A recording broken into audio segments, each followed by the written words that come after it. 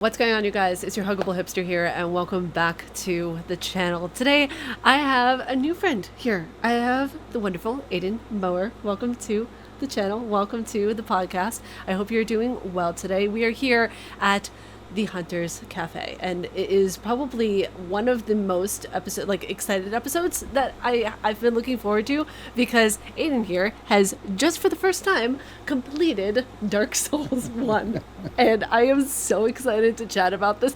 And I shit you not, I have been looking forward to this podcast ever since I messaged you and was like, okay, I need to figure out how to get him on my podcast, because this is a Souls and Souls like podcast, a Hunter's Cafe, and I had to make actually double sure that I wasn't like going against any copyright or anything, because you have hunters as an actual like hunting game like podcasts most likely, so I wanted to make sure nothing went in lines with that. But I was like, as long as it's Souls like, it should be okay. So I need to first ask, where can people find you and what do you do? Because I know you're a journalist, I know you run a podcast. Tell us about your stuff for people who don't know who you are.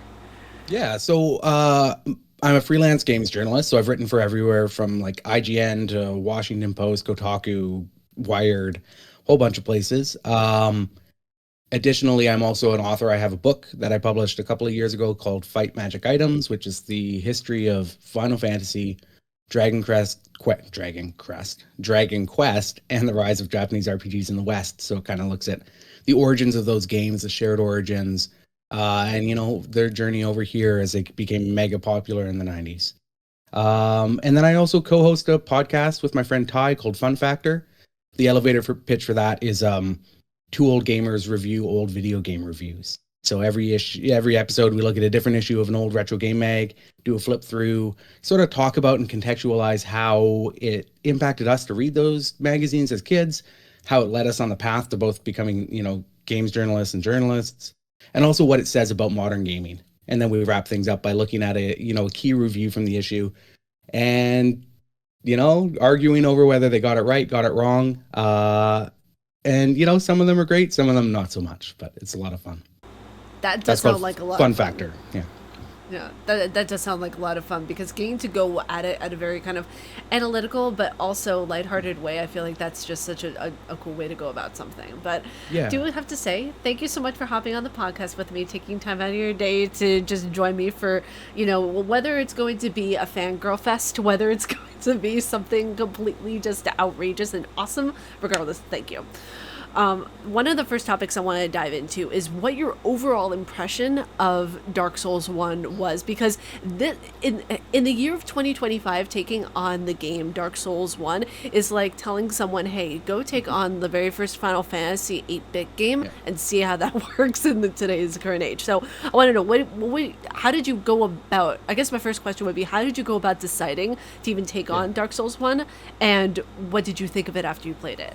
Yeah, so like very whimsically, to be honest. So I guess like history with my history with the series is probably important context, but I tried to get into Souls back with Dark Souls 2, however many years ago that was, like in 2012 or something like that, 2013. And I got about 25 hours in, and then I hit a boss. It was like 3 tall guys in a room, and then I was in some bell tower and I kept getting ganked by online, invaders. And I just I hit a wall and just didn't really know how else to proceed. And I wasn't having fun. And so I decided at that point, I just don't like Souls games, and that's just fine. So I sort of ignored them for a long time until Elden Ring, like a lot of people. And in my previous life, I was a book critic for a very long time. And so the George R.R. Martin connection really got me. I was like, I'm really curious to see if I can see his fingerprint on this. I got caught up in the hype cycle. I bought it and I was like, I'll play it for 5 hours till I get frustrated. I just want to see if it feels like George Martin. So I booted it up for 5 hours, and then 130 hours later, I wrapped up the platinum, and I was like, oh, that was actually really great, and surprised me in a lot of ways, which I think we'll talk about later in the episode. But that led me then to, I played Elden Ring, and then I got a PlayStation 5, I don't know, a year later. And Demon Souls remake was on PlayStation Plus. And I was like, you know what? I kind of have that urge for Elden Ring again. Let's try Demon Souls, and it's beautiful. I know that longtime fans have quibbles, but for me, it just looked like a great showcase for my new PlayStation 5. And I played that and like really liked how different it was from Elden Ring. That like all the differences, like thought I'd hate the level based structure, but I actually thought it worked really well. I thought like I was really worried about the slower pace of combat and exploration, but I actually prefer that to what Elden Ring was doing by the end, where it was really fast, really aggressive bosses, like long wind ups. Um, and so I just raced through Demon Souls and loved it. And still love it. And then so same cycle. It was like, Demon Souls I played however long ago, a year and a half ago. And I got a Switch too. And so while everyone else was playing Mario Kart World, I was like, I gotta break mine in with Dark Souls. Cause I'm like, what other game are you gonna break in your Switch 2 with? And so yeah, I was just, I enjoyed but didn't love the Elden Ring DLC for the opposite reasons that I liked Demon Souls. I didn't like how much faster and more aggressive like bosses were getting. It just felt like From's just like, cranking the little knob higher and higher and higher. But I really like Demon Souls, so I was just curious to see what Dark Souls was like. Obviously, I knew its reputation, and so in some ways, I probably put it off a little longer than I would have because I was kind of afraid of not liking it or like not finding something that kind of like matched those experiences I had had with Demon Souls and Elden Ring. But I ended up beating it quite quickly because I couldn't stop playing it. And it's magical in the same way that those games are, but in its own way as well, right? Like it brings its own flavor to that style of game in the same way that Demon Souls sort of like popularized it, and then Elden Ring really popularized it with open world mechanics and stuff like that. I was so shocked how fast you finished it. I was, Yeah. I was bewildered. When I first dove into Dark Souls, I spent a week on Smo and Steam. Yeah, right. And like one of my like, I posted a lot about playing through Dark Souls, and I posted a lot of videos of me like just crashing through bosses first try. Because I think like one thing I've sort of taken on as well since playing Elden Ring is the series and the games have a reputation for being really hard and frustrating, and they don't have to be, like, and that was something that surprised me with Elden Ring was like, if I ran into a wall, I could just go somewhere else and explore. And that worked really well. And it was the same in Demon Souls. If you got to, level whatever 5-1 and you were like, nope, or 5-2 and you were like, I'm out of here, you just go to one of the other areas and there's always something else to do. And so I always end up, like, I didn't struggle a lot in Elden Ring, despite it being like my first Souls game on bosses. Melania was the hard one, and it took me like 10 tries, something like that. So, and I'm not good at these games. And so like the reason I want to talk about them and like show off my playthrough where I had one where I beat the Capra demon, and it was like the fight was over before I even really knew it started. I have to say though, because I had the similar experience you had with the Capra demon, Yeah. I blew right through it. Yeah. And I had people saying, how the fuck did you do that? It's just like, you just gotta prepare the right way, and I didn't. Exactly. And like, I was a noob. When I say noob, I mean like that was the very first Souls experience I ever had, point blank. Period. Yeah. And when I went into that, I didn't know there was a boss there because I didn't fully understand the concept of like fog gates at the time. Right. So when I went in there, I was like, oh, there's a boss here. I stabbed it a few times. I ran away. Like I was like, what am I doing here? Stab, and then that was it. I was like, okay, cool. Yeah, it's such a strange experience. And like Dark Souls also tricked you with a lot of fake fog door gates. Like there's so many that don't have a boss behind them. But yeah, like I think that a lot of frustration for me when I played Dark Souls 2, and I think for a lot of people who feel like they don't like the series, and of course there are people who are just not going to connect with it, but the people who get frustrated by it are the ones who push forward too fast and don't understand sort of the methodical pacing that the games require. And some people blow through the games and they do speed runs or Souls level 1 runs or whatever, and that's fun as well, and that's totally possible, which shows me that like if you can beat one of those games at Souls level 1, everything in there is fair in a way. Everything exists in a way that the player can respond to, right? And so my response in a lot of these games is to just get really strong, right? Find a build that I really like and get really strong and just sort of steamroll my way through the game after a certain point. And that's fun for me. And the fact that the game has all of these different ways you can play is what I find so fascinating. And that's the Yeah. thing too of where like I've even told my community of where I made a point to address the fact of where you can do if you can complete the game butt naked in a lot of Yeah. these, it Yeah. means you don't need the clothing as armor in Yeah. order to Yeah. protect yourself for all of this stuff. Yeah. So like think about it this way, like the armor, while it's an aesthetic, people say, oh, you have to have this on for fire damage, you have to have Yeah. this on. No, if you know how to dodge and if you know how to parry your combat the correct way, you don't really need anything on. Which was like- in the wrong circumstance, it sounds kind of weird. You don't need any clothes Yeah. on to do that. But it helps. I would take my clothes, like I would go full naked to make jumps in Dark Souls and stuff. And I figured that one out about 20 hours into Elden Ring, because I was like, if I get hit, I'm dead anyway. I dodge a lot. I was dual wielding katanas, like I was like a dex sorcerer. And I was like, I can't take hits even if I'm wearing good armor. So then I just went like full on Fashion Souls and just looked cool doing it. And just like, if I didn't get hit, they couldn't kill me, So there's that option as well. And it just gives you so many different tools. And this time, every game I've played, I've tried to have a different build. So I dual wielded katanas in Elden Ring with sorceries. And then I was kind of a sword and board like player in Demon Souls. And then I went like straight faith build with like two-handing a halberd in Dark Souls. And like every experience was very different. And I liked some of them more than others. I didn't really like the strength faith build. I felt like I didn't get to really use a lot of the stuff I leveled up because of the way that I like to play these games. But the fact that you can do it in such different ways and every way is viable feels like a big win to me.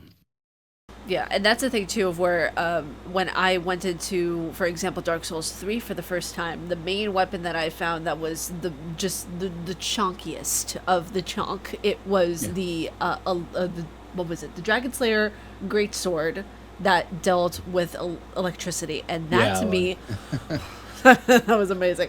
The fact that you could just one hit some of the enemies and just take out half of their health point blank was incredible. Have you played Dark Souls 2 and 3 fully, or no? Dark I Souls haven't. 1? Yeah, so I've gone through Elden Ring, Demon Souls, and now Dark Souls. And so, like I said, I've played probably a third of Dark Souls 2. Dark Souls 2, yeah. That was way back when, and I haven't played any of Dark Souls 3. So I look forward. I look forward to 3. I still don't know about 2, but so 2 is interesting because I felt the same way as a lot of people when I started playing 2, that it was clunky, the mechanics were just not the greatest and everything. The fact that after 12 tries, if you beat enemies, like generalized enemies in one location, they just go away, which is great for clearing house if you want to be able to make a beeline to a boss. That's great. But the one thing I would highly recommend Dark Souls 2 for is the story. The way that they continued it was excellent. Okay. Dark Souls 3, cool. I would consider more fan service if you really want to be able to see more things from the first game. Right. Interesting. So I will play both of them. I'll get to like Bloodborne as well at some point. I don't know about Sekiro because I cannot parry for the life of me. I saw I saw so many people being like, oh yeah, like Gwyn, the end boss in Dark Souls is so easy, you just need to learn how to parry his attacks and then he's easy. If you can't do that, he's super hard. And I was like, oh great, like I cannot parry for the life of me. And so I went into that fight being like, okay, let's go. And then I like beat it like I beat it on my second try. I died on my first try and he had like that much health. But I got cocky because I was rolling, but yeah, so it's just like, I don't think Sekiro is one of those games where I can just brute force my way through like I often do with no, it's one of those games of where when I started it, I think I played it, oh god, 3 or 4 years ago at this point, and I was playing all of the Souls games back to back, and I actually found out later on that Sekiro is not a Souls-like, through all of my friends, like even Fighting Cowboy was explaining to me how what did my camera just do? I didn't turn on the AI on. Right after this commercial break. Yeah. No, I'm sure I will get desperate, right? I will make my way through Dark Souls 2 and 3 and Bloodborne at some point that itch will come up and I'll be like, okay, fine, I'll try it. I'll just play 5 hours of it. Or the community will bug you enough to the point of where Yeah, you just can't. exactly. And then that will probably make me better at playing Dark Souls and Demon Souls and Elden Ring, right? So yeah, I just love that about the games, that their experiences are so like they feel like something of a, like they're all parts of a larger whole, but they all feel individually distinct. And that's one of the things I didn't understand. Like I always thought, oh, I just don't like Souls games, but you can't just not like Souls games because they're all so different, you know. And Your that's the thing experience can be too. so different. Yeah, that's the thing too of where when I went into Bloodborne, for example, for the first time, I fell in love with the story and I fell in love with the atmosphere. I didn't fall in love with the combat much later until I realized I had that like clicking moment. I'm like, oh, that's how it wants you to do it. Because when you play a Souls game, not too many Yeah. people realize you can't play it the way you would normally play any other game. No. You has to follow it by its rules. Yeah, absolutely. And from what I understand, like Bloodborne, you need to be more aggressive. Then right, and like that is how I prefer to play. Like I loved dual wielding katanas in Elden Ring because it kind of like encouraged me to be the one that set the pace in combat against, enemies. So when I went back You to do Demon need to Souls know and I how to was like, parry, though. That's the yeah, thing. well, Yeah, yeah, or you just that's have a lot of vitality. that's the thing. Well, the thing with two enemies, especially in the DLC, Oh yeah, I actually yeah, just recently did yes, guides for them. yeah, Orphan of Cause and Lady Maria. Lady yeah, Maria is a cakewalk if you know how yeah, to parry her. You right, can finish her in like a yeah. minute. Orphan of Cause definitely makes it a lot easier. This is going to be a hot take for everyone, but it's by far one of the easiest bosses in the DLC. Interesting. Yeah, I did not like that But yeah, boss, Orphan of Cause, but it's so yeah, if I'm adorable. ignoring like when you're ignoring an entire function of the game, right? Like parrying, like I do, you have to make up for it in other ways, and that's where I kind of found some frustration. But that's on me, right? And that's also unique to my experience, and that's what I just like about Souls, Now, They're pretty another thing I fun. did want to ask you about is when you Yeah. were going into Dark Souls 1, did you have an issue with kind of the chunkiness of it at first? Because I know that's an issue that a lot of people come across is the way how slow paced the Yeah, yeah, dodging yeah. is and the rolling and all Um, that. No, I like it. I prefer that to Elden Ring, to be honest. Even after playing Elden Ring first, I think that slowness, the clunkiness, um, is a feature in those games. I really like how slow, like you're not just reacting. Like to me, it just feels more methodical that I'm waiting for like, I feel like I can.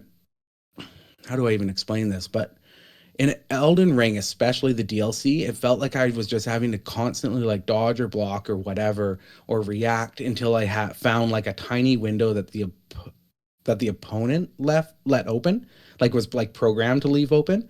Whereas the slower pace, I feel like my swings are slower, so I might only get one swing in. With especially because I was in Dark Souls using a big heavy weapon, but I felt like I had more control over like the pace of battle so that I could create opportunity for myself rather than waiting for those openings. And so I would love actually for From to go backwards a little bit away from what they were doing in the DLC for Elden Ring and recapture that sort of feeling of that slow plodding knight who is like, you know, that last bastion. I felt so like another analogy that I have is Metroid. Like I love older Metroid games. Like Super Metroid, where Samus sort of feels like a tank. Like she feels like somebody who's designed to be alone on an alien planet on these missions. Whereas like when I fast forwarded to Dread, I didn't like Metroid Dread because she felt like this like a glass cannon. And it felt a lot more like what Elden Ring was doing, where it was like the bosses were a lot more reactive and you were kind of having to do a dance until an opening happened, like a pre-programmed opening, and you got your hit in, and then you were kind of doing the dance and you were having to parry and all that kind of stuff. And she didn't feel like the tank to me anymore. And Elden Ring and Demon Souls and Dark Souls kind of feel like they fit those roles. And I just like that slow, methodical, like every choice matters in Dark Souls because you know it's like a dance where you're kind of like building off of each move you make. Whereas Elden Ring just felt like reacting to your enemies' actions over and over and over again. That's that's a fascinating take actually. I've never heard someone put it like that before, but it's not wrong. I mean when I was playing Elden Ring for the first time, I remember back whenever I played like the network test of it, everything was incredibly fast paced. And Yeah. this was way Yeah. after I had gotten into, playing like some of the Souls games, of where Yeah. at first I thought that it looked like the Witcher 3 on crack. Yeah. But after that, when I got into it and I wasn't as much of a hater, Yeah. I realized that, okay, this has a lot to offer, but it's so incredibly fast paced. And Yeah. then I saw Bloodborne, and then I Right. saw Yeah. Sekiro, and then I realized, okay, putting two and two together, I realized like kind of the conclusion that FromSoft has come to with a lot of their games. You can So see that progression, right? And I yeah. don't like, I've only played the newest one and the oldest one. And so like to me those changes are very obvious in the way that you're describing that. Like, you go backwards and you're like, "Oh, okay, this is why this sort of happened over time." And like not to make the wrong impression, like I adore Elden Ring. Um it's fabulous. But for my personal taste, like I went back and found a style of Souls games that I actually preferred, which kind of surprised me. Again, because I like to be sort of offensive.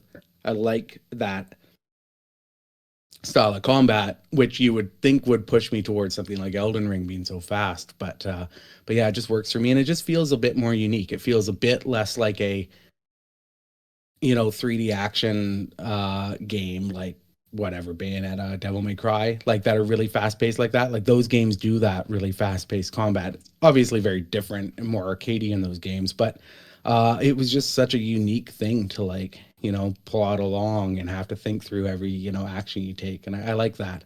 And I think like you even look at like Ornstein and Smo, and then you compare them against the Godskin duo in Elden Ring, which was one of the boss fights that I kind of dreaded in Elden Ring, and it didn't really give me much trouble. But I look at the way those two are designed, and like Godskin Duo felt to me like a throwback to Ornstein and Smo.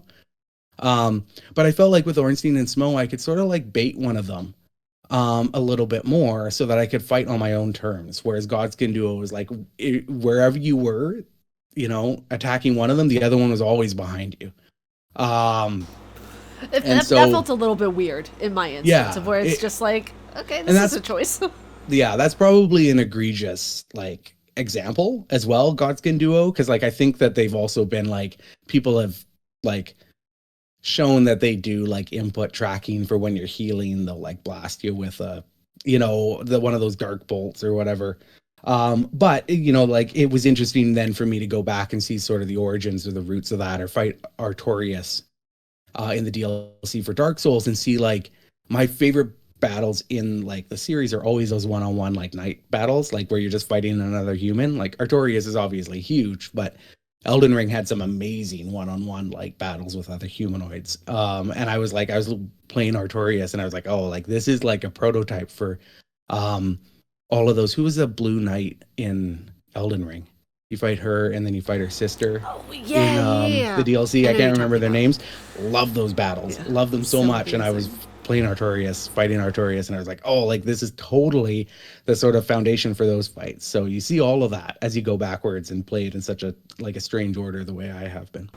The same thing goes for Meliketh. Like that was an Mhm. incredible boss battle that was based off of Victoria's, and Yeah. it's also Yeah. based off of a boss battle which you're going to see in Bloodborne in the DLC. Oh, It's the interesting. very Yeah. first boss that you encounter, which Okay. I have to Yeah. say, I'm not going to spoil anything for you, but the cutscene, phenomenal. Yeah. It's Yeah. probably one of the most well done cutscenes in From Software history, just purely because of the story and how it's articulated. But Artorias, I need to talk about that character for a second, because Yeah. that was what sold Dark Souls for me. Like Yeah. everyone was telling me, play the DLC, you have to get into the DLC, and I was my community was lovingly bullying me into playing that Yes. Yes. DLC, That's the way. and That's the way. I got into it and I thought, wow, this is gonna be so difficult, but Artorias ended up being my favorite boss battle ever, besides Smo and Ornstein in Yeah. that game. Yeah. It's so Yeah. well done. So good. And those are Yep. always like the humanoid style battles. I know they're both huge and stuff like that, but like those battles are so fun. I love them. And I like to, yeah, the whole story around Artorias and what's kind of revealed throughout the DLC is just sad and like heartbreaking in the way that like the best from stuff is. And how you can like get Sif baby Sif fighting by your side at the end and stuff. And like, that's just like, you're put into this world that seems hopeless. And then they kind of show you sort of the good, like what I think is really important in secondary world fantasy, whether it's books or movies or games, is like, you have to care about the world you're trying to like save. I don't even know if you're trying to save it in Dark Souls, but like, I think that it can be really hard to make dark fantasy that you then feel that sort of emotional connection to. But like the Artorias storyline with baby Sif and like everything that he kind of went through. And then like when you start piecing together the time travel stuff and realize how his story was like not really what you thought it was, like all of that stuff just works so well in a way that I don't think anyone does the way that like Miyazaki and From do. Yeah, and also the fact of where we see his character still fighting the menacing creatures from that area. Like, that's the introduction cutscene to the whole boss battle, is him fighting the evil, but then the darkness is kind of like, for me, whenever I was doing an analytical video of it, I compared Artorias' struggle and the Abyss to what depression is. So we can definitely see like semblances of that within the character, and just like the way From Software does the music that is associated with each boss battle, it adds kind of chaotic and morbid beauty, I think, to a lot of what's going on. One of the other things that I wanted to actually touch on really quickly is the characters within Dark Souls, the NPCs. What did you think of the NPCs in Dark Souls? Oh my, some of them are just fantastic. Some of them I don't like. There's like a friar knight guy who sells stuff at the Firelink Shrine, and he was awful, but like in the best way, right? Obviously, what's his name, Sigmire, is fantastic, and his daughter, that you kind of like, find along the way. I liked that story. He starts out so like full of hope and like jovialness, and then he kind of like, he met a poor end in my playthrough because he jumped into a pit, and I guess because he didn't have enough health at the end of the battle, he died or something. Like, I was like, but I like him. And so like, why? Yeah, exactly. Like, why'd you have to go? And so he was so fantastic. And the Praise the Sun guy, I'm blanking on his name right now. Solaire is just like, I mean, I knew him because he's like, the mascot for that series. I feel like, he's emojis and memed everywhere. But again, like, he's also just so like, he's this like buoyant, like ball of light at the beginning of the game. And then like, when my last encounter with him, he had like, one of those alien base things, head things, and he was attacking me, and I was like, that's what Solaire looks like. He like didn't look like what I thought he would, and then he was attacking me, and then he died, and I was like, man, like that's hardcore. Like, I think my like favorite character in the game like appears right at the end, and it's Goff, the big archer. And he's like at the top of the tower where you fight Artorias, so you can meet him right after you beat Artorias, and he like shoots down the dragon for you, but he's just like, I think he was one of Gwyn's knights, but he's like blind now. He's an archer, and he's just sort of chilling up there, and he just has this really deep voice, and he like, he's just so positive, and he's just like, yeah, like you go get him, like you got this. And he's just fantastic, and he's right by a bonfires, and he sells useful items. So like I found myself going back there a fair bit, and he's just cool, and he like takes out a dragon from 3 miles away, like while blind, with his gigantic, like his bow is like 2 stories tall, and then somehow he gives it to you and you can use it. It's just amazing. And just everything about him was so fabulous. I never understood the logic behind that. I was just like, here, a giant is gonna give me his giant bow that I could probably barely carry or hold. He's so funny because he's like, I don't know how you could possibly use this, but you can have it. And I was like, hell yeah. Thanks, Dad. Just like this, It's one of the interesting things about Dark Souls, because whenever I see, like, not necessarily even new people to the community, because you've been a Souls-like player for a while and just not playing kind of the original games to a degree. Yeah. Yeah. How was your experience with getting into the community more so? Because I know people can have like either or kind of experiences with either the gatekeepy side of the community or like the really wholesome, like, the side that's just like, here, let me just help you fight these guys as Yeah, well. yeah, yeah. My experience has been pretty good. Like, um, funny enough, like a long time ago, I interviewed the guys from Duckfeed TV who do the Bonfire Side chat for a Wired article that I did. Kay and oh my gosh, I'm blanking. In any case, the hosts of the Bonfire Side chat, and they were both fabulous. And I really enjoyed that experience, and they make great content about Souls. And even before I was really into Souls, I was like, kind of curious about how they could do these deep dives into games. And that's kind of what got me, I think, a little interested in Elden Ring, was like talking to them and hearing about how they approach the game series and talk about the game series, but also how they build up community around the Souls games. And that was really neat to me. And so, one of my fears, I think, was always playing Souls wrong, like not being really good at parrying or not struggling with bosses and all that kind of stuff. But my experience hasn't really been that at all. I know that's out there. I know that there's people who probably watch my video of me using the Black Knight Halberd to take out the Capra Demon and go, oh, like, he's not good. He's just, grinding a lot. I'm like, yeah, I am. But otherwise, I'd never get to experience the games. And I think that there's been a lot of support for that sort of thing. And like, when I would Google questions, you'd get a lot of people like across, YouTube or Reddit or wherever who would like really go deep into helping people at various parts of the game, and that's something that I think is really valuable for Souls. Playing it reminds me so much of being a kid on the schoolyard and needing to rely on other people to like, for knowledge and information. And that's the thing that I find most valuable in Souls, is finding out like how to get the Black Knight Halberd really early or getting this Zweihander really early. So you have this really good tool, and like leaning on a community for that information is, to me, the fun of it. And the Souls community is there, and it's just so rich and deep with so much knowledge about these games. Oh yeah, absolutely. Especially a lot of us lore heads out there, we who are covering the like the mythos and everything in the story behind it. Yeah, yeah, That's like, people like my friend Quaylag, like one of my favorite YouTubers, Vati, who yeah, covers a lot of the lore side of it. That was my inspiration into getting into like, yeah, I created a series called Soulsborne Academy where I showcase like how to parry, how to do all this kind of stuff in it, and they are such a monumental just kind of rock for the community, if you will. yeah, So I think it's so beneficiary to have those people in there who are just like, oh, you know what? You're new. Let's show you the yeah, ropes. Let's be like the older brother or older sister, yeah. And I leaned on those people a lot for Elden Ring, and I feel like I learned how to play these Souls games to the point where I don't necessarily need advice so much as information.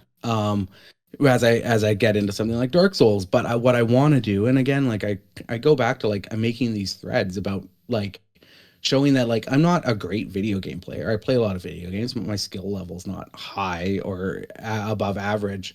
But I can have an easy time in these games, and that's my way of sort of paying it forward and being like, don't be afraid of these games. All you hear about is how hard Souls is. Here's how easy it can be. If you just play them in a way that matches what you want them to be. It doesn't And have to be that's all difficult. Like, community. that's the Yeah, thing. no, it Yeah, doesn't it have to doesn't. be difficult at all. No. Um, No. I think people make it difficult because they see that you're supposed to grind and you're supposed to have a difficult time with these games. So a yeah, lot of people are just like, "Oh, I'm supposed to suck at this," you yeah, know?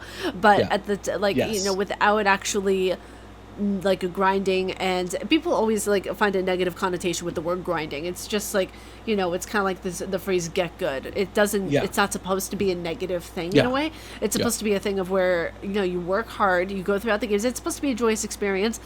People just want to like, some people, they just want to like rush through and get from area to area to area, and it's like, yeah. this is a game that's meant to be enjoyed and like gone through and explored, Yeah, if you want to do I that. mean, the games are slow for a reason, right? Like you're meant to like spend time. And nowadays we don't get like lost in the Souls games, but I think because there was always a wiki when I needed to know where to go next, right? And like I would use one of the Dark Souls wikis has a great game progress route, and I wouldn't even like use the walkthroughs, but what I would do is just use that list of basically of regions to know, like where generally should I be going next. But because I'm not getting lost, I also probably need to do a bit more intentional grinding. Whereas like when you're playing these games at the beginning and we didn't have a language to necessarily understand how to play them, and then we weren't like, as a community, people didn't necessarily know what it was like or how to effectively play these Souls games. Like there was just a lot of time spent exploring in a way that reminds me of like Zelda 1. Like I feel like Zelda 1 is like the closest comparison I have to the Souls games, where it was like you're kind of plopped down and they say go, and your job is just to explore and figure out what you're supposed to be doing and how to do it. And That's actually a really great comparison, because the first thing that popped into my mind was Resident Evil 1 remake from 2002. Yeah. Because like Barry's just like, oh, you should just explore and do just do your thing. 100%. It's just, Yeah. okay, cool. Absolutely. Another great game. Very good. Yeah. That was actually the first video game I ever played. Oh, was it? Oh, nice. It's very good. But that's just like zombies early. Yeah. Totally. But one of the next questions I wanted to dive into, that's going to need some rephrasing. Hold on a second. One of the next questions that we are going to dive into, Jesus Christ, the coffee needs to hit. Holy shit. One of the next questions and topics we're going to dive into is a little more fun, I would say, a little more, spontaneous, if you will. Okay. So if you would describe yourself as a section of a Dark Souls game, what section would you be? Oh gosh. That's a really good question. I'm pretty sleepy, so I think like just Firelink Shrine is great. Like everybody there is just sort of chilling and like, trying to avoid trouble. And I feel like that's probably pretty close to who I am. Yeah. I really like that. I would probably describe myself as, what was that one area that's just like, dark and murky and like very isolate, that one area that you have to go into that has like all like the step ladders going down. What was that Blight one? Town? Yeah. Yep. Blight Town. Hi. Yeah, there you go. It's funny because I'm an introvert and I'm just Incredible. like, put me right in there. Yeah. You kind of live at the bottom of that, hoping nobody can make it down. I'm just there with the dragons. Just put me down there and I'm happy. Yeah. There's a pyromancer down there that I would have buy some spells, and I was like, what are you doing down here? Like there's literally there's a shortcut right to Firelink Shrine, like right behind you. Yes. Oh, that's another thing too, of how well circulated the entire map is. Like that is one of the best done maps. Amazing. I would say it's like, you could argue it's probably the best map in gaming. And somebody like recently I was reading and they were saying they're differentiating like level design from world design, and like Dark Souls level design is top notch, but so is Demon Souls, and Elden Ring has some fabulous level design, and so do other games. But they were like, but the way the levels feed into each other and loop back and like have this just like interconnectedness is unlike anything else I've ever played. Like Elden Ring's too big for it, so you saw that in small chunks. Demon Souls, of course, is splintered across lots of levels. So you would see like loop backs within the level, but they'd just be one or two, and they wouldn't sort of like create that hub structure. And so like for me, it's like Dark Souls and Metroid Prime are probably sort of the two world designs that I think are right there at the top. That they just feel like this seamless world that like are too intricate for humans to make. Like they must be, they must be natural because they're just so intricate. And anytime you come down an elevator and all of a sudden you're like, whoa, like how did I get here? You're back at Firelink Shrine or you're wherever, and you're like, I did not expect to end up here. Like that's the best feeling in games. It's just so good. Yeah, it is. And also that leads me to another question that I have. I would consider this probably one of the most important questions in gaming.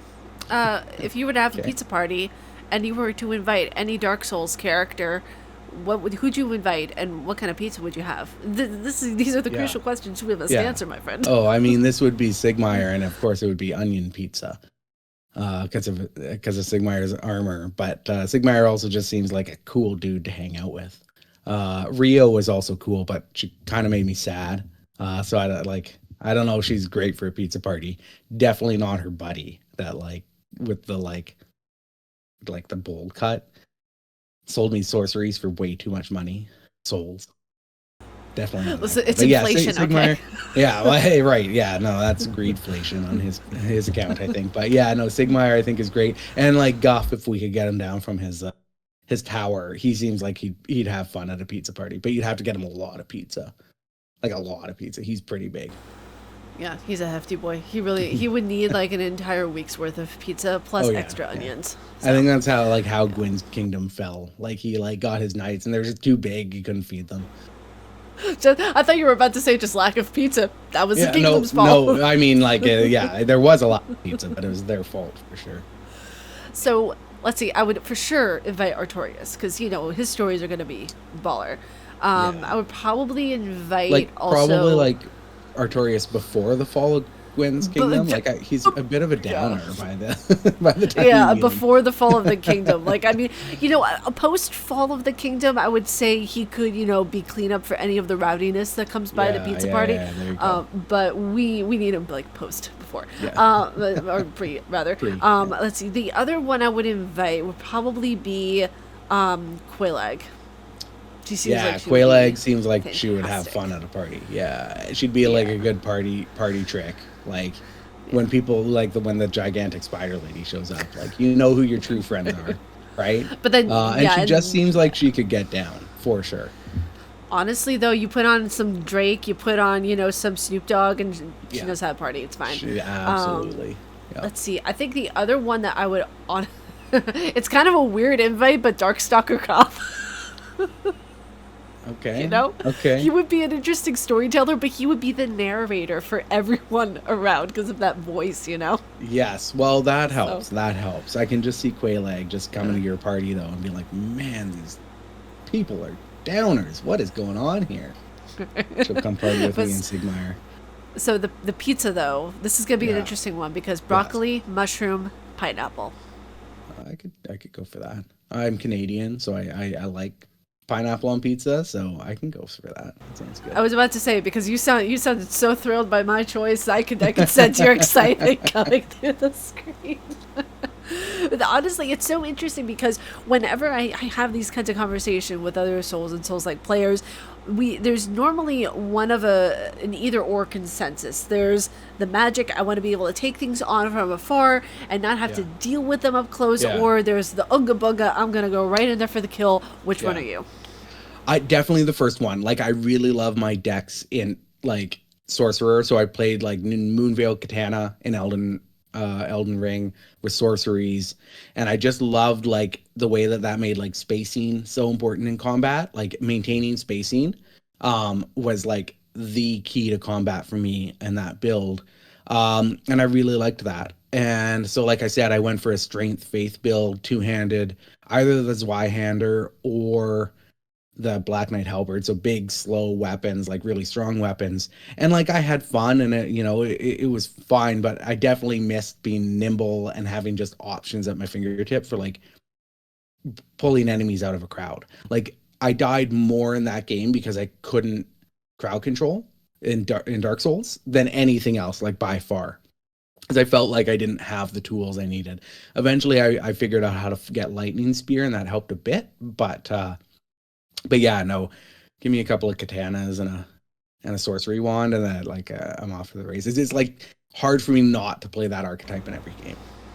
It's so interesting because I started out as just strength. Like I went in like strength decks from my experience with Dark Souls 1. And I was very up close. Like I was a knight. I was trying to get in there to see like certain movesets and everything. But when I went into Elden Ring and I saw how the magic was done, I was like, that's it. So I was just many Dex great- and magic. Yeah, Dex and magic is just so fun. The other problem too for me in Dark Souls is like I went strength faith, and I didn't actually roll like really high strength. Eventually, I got it up to 32 so that I could one hand my halberd when I needed to, if I needed a shield. But otherwise, like so I wasn't a pure strength build. I went heavy into faith too, but like you don't get a lot of good miracles until the end game. So I felt like I was pumping all of uh these levels into faith and not really getting anything out of them. And so I had a Divine's Y-hander, which was okay, but it didn't scale even at plus 10. It didn't scale as well as my halberd at plus 5.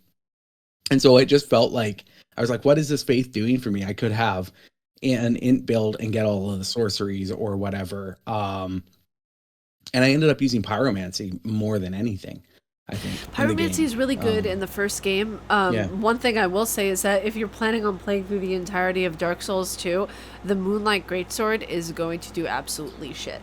It's just nothing. Like bad? It's terrible. Yeah, like it may be the staple greatsword for every single From Software game. The only game that the Moonlight Greatsword is actually really good in is Bloodborne. It's fantastic in Bloodborne. It looks so cool. I got it in Dark Souls, and I was like, oh, I gotta use this. I was like, oh, it's an int scaling weapon. Like, it was no good for me. But, it just looks cool. It looks absolutely beautiful. And like those swords that are just decorative pieces, I feel like, you know what? If someone is like invading your game and you want to look cool at the very second, be like... Totally. Yeah. 100%. What are you going to do? Top. Yeah. Yeah, you can just be like, what are you going to do? I have 100%. This awesome sword. I can just bonk you with it and it'll just still won't do anything. It's and like then they'll repost and backstab you, because that's what happened anytime I got invaded. I just got like a repost and a backstab. Exactly. And you know what's interesting though is that sword is, from my experience at least, somewhat indestructible. Much like a Nokia phone, the toilet will break before the phone actually will. It's hilarious, honestly, because I'm showing my age a little bit, so but it's so funny to me because when we look at weapons and we look at the different scaling on them, and for people who are just getting into these games, from your experience going at Dark Souls 1, what would be your best advice to someone who is brand new into the games and just starting out? Go slow is the big one. Just take your time, and if you hit a wall, go somewhere else. And I think that works in all the games better than I expected it to. And then my second one is just like, don't be afraid to Google stuff or ask questions. Like, find a good community. Like, I have my podcast Fun Factor, lots of Souls fans on there. They gave me a ton of great information when I was looking at my build. Like I was asking them questions. I was talking about faith, and some of them were kind of pushing me away from faith, and I should have listened to them. But there's no shame in looking to the community for help, whether that's friends on Discord or whether that's just a wiki, because that existed back when the games were new. There was a huge network of people talking about it and discovering these things. It reminds me of, when Elden Ring came out, that was happening, but Blueprints. When Blueprints was coming out earlier this year, and there was a group of journalists in the background that got early access to the game, myself included. And there weren't any FAQs, there's no wiki for Blueprints 2 weeks before it launches. And so some of my best memories gaming this year are just drop it into people's DMs on Blue Sky or wherever and be like, I don't know what to do with this. Can you just give me a nudge? Don't give me answers. Give me a nudge. And it was so fun to collaborate in that way. And so if you have friends who love Souls, ask them questions. If you don't, don't be afraid to look up a wiki, figure out what kind of build you want, and and go from there. And know that you really can't mess up too much in Souls games. No. It's all the trial and error too. Anything that if there's one thing that these games are fantastic at, is that it gives you the ability to mess up and do it over so many different ways. Yeah, exactly. I wish Dark Souls had a respec, option like Elden Ring did. Because I always feel a little bit of stress every time I spend a point on something, but understand what a dex int build is like in the game you're playing, and what a strength faith build is like, and go from there, and just have fun and don't be scared. I think it's the big one I want people to take away. When it comes to Dark Souls 1, and I think we can say this for all of the Dark Souls games is that they're very unique in their approachability. They're very unique in the way that people can play them. But one thing that I was curious about, during your time when you were playing through Dark Souls 1, was there ever a moment where you were like, I get why people say that these games are difficult, that they're tough? Yeah. So an inverse instance of that was Blighttown, where I was expecting it to be awful and it wasn't. And, it's not fun, but I was expecting it to be way worse. And then people were like, oh, basically said like, well, when you played on original hardware, like 15 frames per second and all this stuff. And I was like, yeah, okay, I get that. The big one for me was the Bed of Chaos fight, which is just like so gnarly and awful.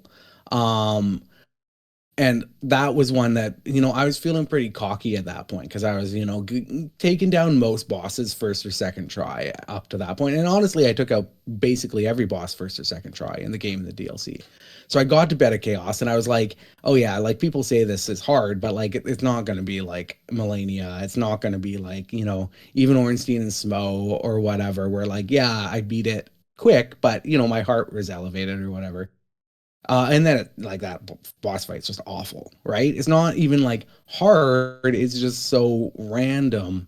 And that gave me the perspective that like I had tools to deal with all the other hard bosses or all the other hard situations, right? I could grind up my level, or I could go get good gear, that kind of stuff, grind up my weapons, whatever, if I needed to, right? There was nothing I could do against Bed of Chaos. I either got knocked into the pit or I didn't, right? And so like fortunately, if you defeat the like orbs, they like stay dead every time. So I kind of would defeat one orb and then get swept into the pit, defeat the next orb, so that was an instance where I was like, oh, okay, I can't like cheese my way through this if I'm having trouble with it. I just have to do it. And that kind of gave me that perspective, or reminded me a lot of Dark Souls 2 when I played it originally and didn't really understand how to empower myself. And so that just gives me that perspective too of like, how much of the ease that I have is because of the way I over prepared for those situations. And then for recognizing that, the people who are frustrated by the game are the ones who aren't prepared for the challenge and aren't preparing for the challenge, so there are people who will do speed runs and that's great. And like they have fun. And there are people who will over prepare like me and they'll have fun and that's great. But it's when you're not having fun, but you're also not stepping back and like looking at the tools available to you to make the experience easier and more fun.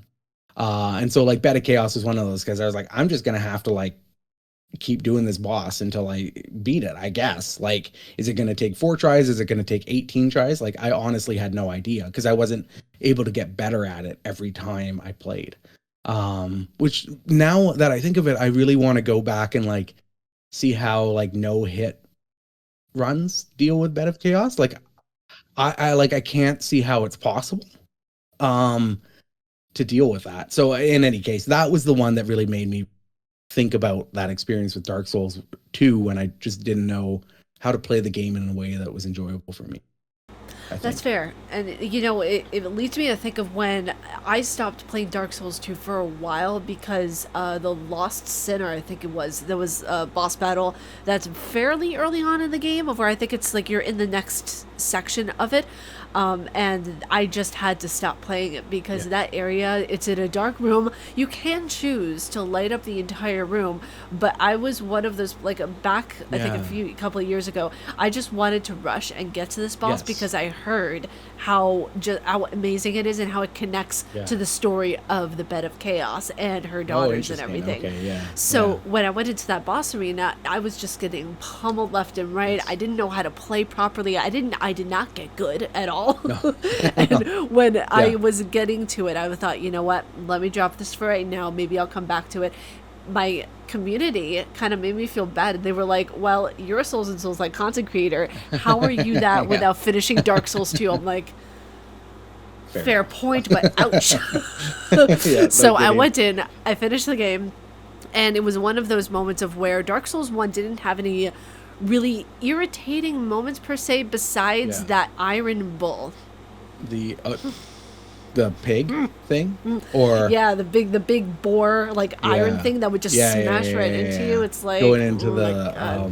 Duke's archives or whatever. Yes. The like the wagon wheel skeletons. God. That And those were the worst. The catacombs was probably my least favorite place in the game. Like with the yeah. reviving, I didn't have my divine Zweihander at that point, so I'd have to like beeline through and try to kill the necromancers. And then your reward is you get to the bottom, and then you find all these the wagon wheel skeletons that I hated in every other like every other Souls games. And I've never found a good way to like deal with them. They're just always so irritating. And I feel like it's like I get lucky. I either get swarmed by them and then die immediately, or I get lucky and they notice me one by one and I kind of take them out. Uh, but yeah, those were another instance where I like felt like it just wasn't fun. Yeah. So and actually, this is a fun fact. I did a full video on the history of this, but the way that they're positioned on the wheel and everything, the way that they're but the way that the skeletons are positioned with their hands and everything, it actually is a direct correlation to Catherine the Great. So Catherine's wheel, which was basically they used that as a way, like a form of like a torture device back in the way back. So okay, historically, they're linking it up doesn't with the Catherine's wheel, which I you think know is what? interesting. Huh. There's a I'm a big Tad Williams fan. He's an epic fantasy writer, and there's a big scene in one of his books where there's like this sort of dream sequence, but the main character is sort of on a wheel like that. And I wonder if that draws back to the same thing, probably.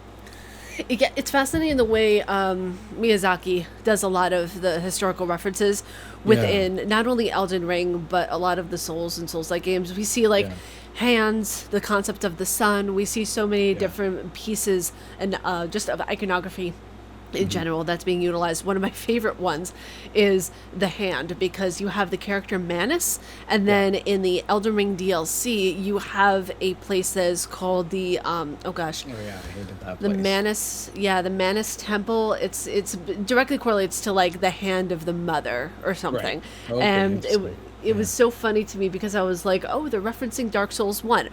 I cannot tell you how pissed off people got at me when I was comparing Dark Souls 1 to Elden Ring, and Of it was course, yes. hilarious. It's just Always. like, no, Manus, like Manus is hand, I believe, in Latin. So Yeah. whenever you like look at what the correlation is between a lot of these characters and the way they go back into the history of the other games, absolutely fascinating. So yeah, I just wanted to bring that up because I think it's so incredibly valid for like even historians. I know that they would love looking at the Souls and Souls-like games because there's so many like different references to the Roman Greco era, Yeah. pieces of like Christian like what is it, pieces of Christian history in the Roman Empire. Like Yeah. it's all over the One place. of the things that kind of So fascinates me is like journalist, but also like writing books like Fight Magic Items, like as a historian, is the sort of cultural exchange between Western and Japanese creators and how much of that influences each other and then sort of like circles back and the influencers then are seeing a new generation and Miyazaki touches on such a broad range of inspirations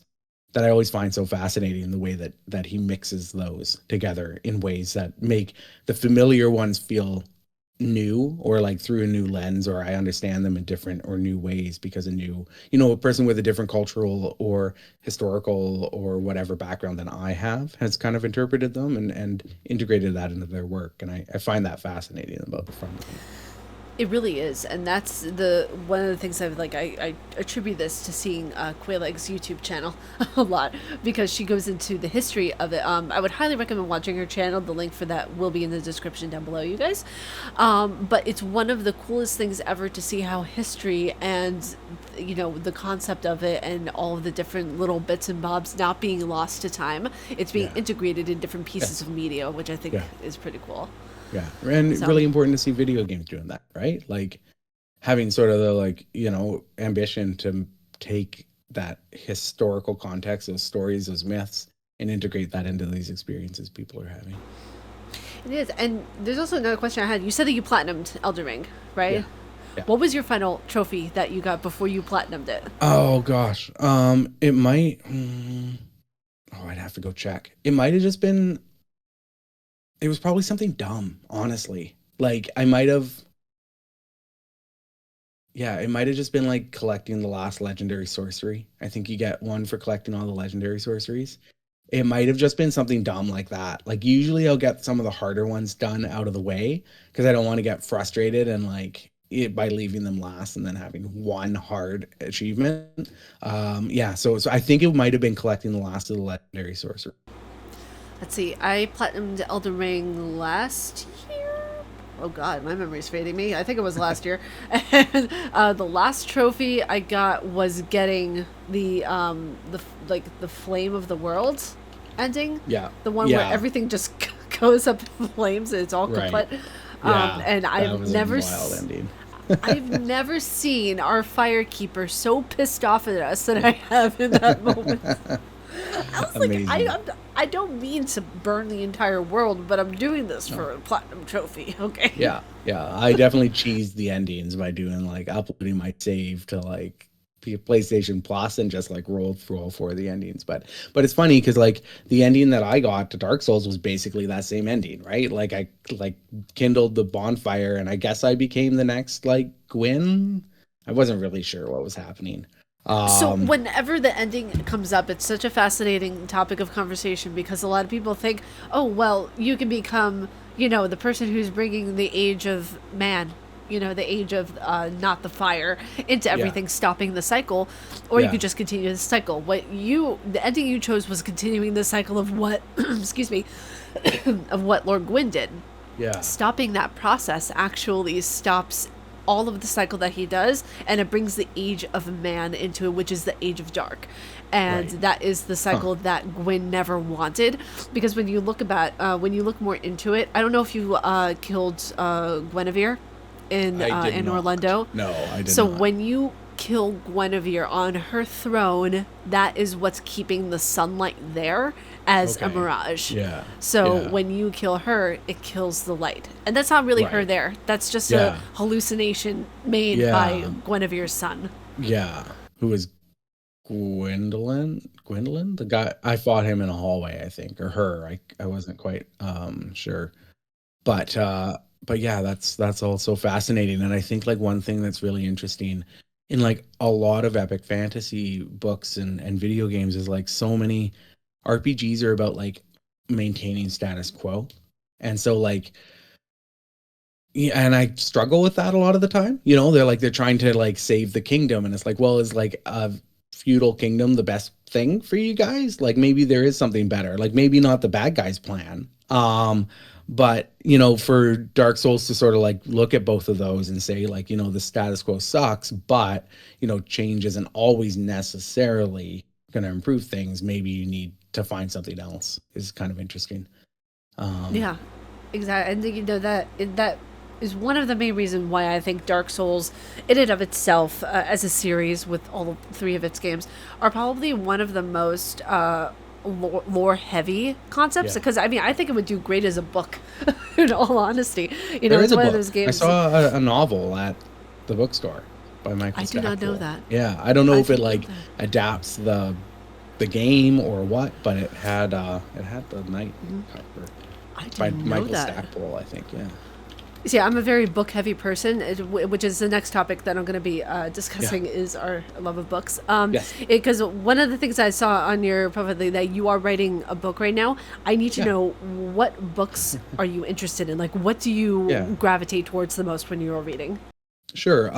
So I was a book blogger and book critic for a very long time. I ran a site called A Dribble of Ink, which was a science fiction and fantasy blog. I ended up winning a Hugo Award for it. You can see that right behind me there. Thank you. That was like, yeah, it was a long time ago now, but it was a lot of hard work, and I really enjoyed that. And then that kind of led me into jumping over fully to just sort of pro book critic side. So I wrote for Tor.com, who's now Reactor, Barnes and Noble, doing book reviews and stuff like that. It's always mostly been science fiction and fantasy for me. That's what I like to read and write. But I also nowadays read a lot also. And I go through phases where I'll read a bunch of fiction. And so I've recently been reading Robin Hobb's Rainwild's series. It's not a trilogy, it's 4 books. So Robin Hobb. But previous to that, I was reading a lot of nonfiction. I read The Wager by David Grann, which was really good. I listened to a book called Debt, which was a history of debt and like fiat currency and stuff, by David Graeber, I think. So I do kind of like spread my wings a little bit now. Like as my getting older, I'm like reading a lot of like middle grade and stuff, YA, a lot of graphic novels. So yeah, pretty wide ranging. But like my heart and soul is with epic fantasy usually, and so I've written nonfiction. My next book is for Boss Fight Books. It's about Suikoden 1 and 2. But it kind of looks at it and contextualizes those games alongside how fantasy as a book genre sort of tackled a lot of the same themes that Suikoden was doing in the mid 90s, sort of even before like Game of Thrones popularized like political fantasy. Suikoden was doing that sort of thing. And I talk about, there's a book called Babel by Rebecca Quang, which is really good. And it looks at like sort of the role of violence in empire, and colonialization. And I think Suikoden touches on a lot of similar themes. So, a lot of my work, even when I'm writing nonfiction, sort of tying back into that, science fiction and fantasy realm. My first big games journalism piece actually was for Kotaku. And the concept was, there's like a whole generation of science fiction and fantasy authors who are as influenced by Hironobu Sakaguchi and Yuji Horii as they are by like Ursula Le Guin and Tolkien. And so I spoke with a lot of like science fiction and fantasy authors about how video game shaped them as storytellers and stuff. So lots of crossover. That's amazing, though. Yeah, that's a really that's something of when you get the chance, please send me that link because I would love to share that with people. That's amazing. Yeah, absolutely. That's really awesome. I can put it. I'll put it in chat after this call, and we can pop it in the. Okay. Awesome, thank you. Comment the description. I do have to ask though, have you read the series Fourth Wing yet? I have not. No. I have a friend who likes it. My wife's friend was trying to get her to read it, but she does not like fantasy, so that didn't go well. But I did pick it up, and I think I read the first chapter while it was in my house. But no, I have not read it. But I've heard it's saucy, but also very good. Yeah, it's interesting and very because good. Not that those are exclusive. Yeah, it's interesting because I ran through that book. Like when I say I spent some nights up to 5 o'clock in the morning reading it, would be an exaggeration. Yeah. That's what I've heard. Just got the I just got the second book. And the first one I would give probably a 4.5 out of 5. Yeah. It's very, very good. I know not a lot of people like it because of the tropes and some of the concepts that are in it. But there are some tropes that are like go a little bit too heavy, like, very small, like fragile female with very big adult guy. Yeah. Like, it's just like, okay, we've seen this before. But one of the things that I think it does very well is giving the dragon characters a very well done personality. Yeah.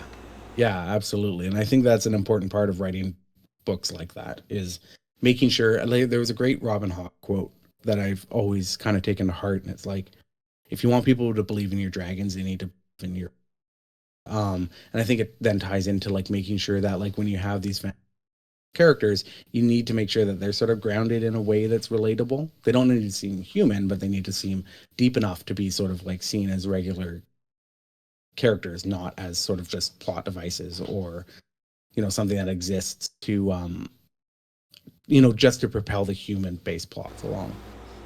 Who do you think out of a lot of the authors that you've read, who do you think has inspired your writing the most?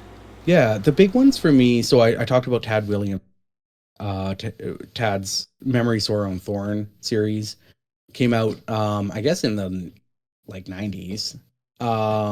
And it was one that's had a big impact on me. It kind of deconstructs the sort of Tolkien-esque 80s style fantasy in a lot of interesting ways that honestly, like, I could talk about for a whole podcast episode.